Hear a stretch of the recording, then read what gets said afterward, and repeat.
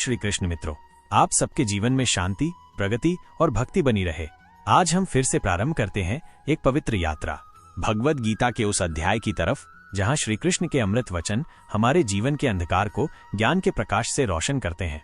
तो चलिए शुरू करते हैं आज का अध्याय। जहां पिछले अध्याय में कृष्ण ने दिव्य ज्ञान दिया, वहीं अर्जुन के मन में एक गहरा सवाल उभरता है, प्रभु, मृत्यु के बाद क्या होता है? क्या सच में कुछ बचा रहता है? ये सिर्फ अर्जुन का नहीं, हर मानव का प्रश्न है।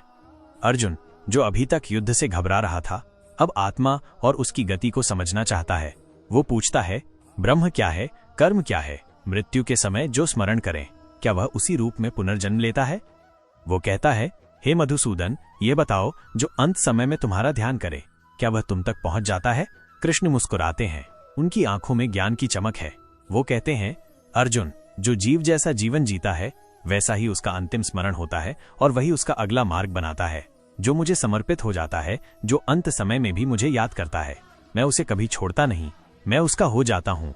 कृष्ण बताते हैं, ये शरीर सिर्फ वस्त्र है, आत्मा अमर है, और जो आत्मा अक्षर ब्रह्म तक पहुंचती है, वो जन्म मृत्यु के चक्र से मुक्त हो जाती है। पर कृष्ण ये भी कहते हैं, जो पूरे जीवन मुझे याद रखता है, सिर्फ वही अंतिम समय में भी मेरा स्मरण कर सकता है। ये वही बात है जो हम सब भूल जाते हैं, कि जीवन भर के कर्म और स्मृति ही अंतिम समय में साथ देती हैं।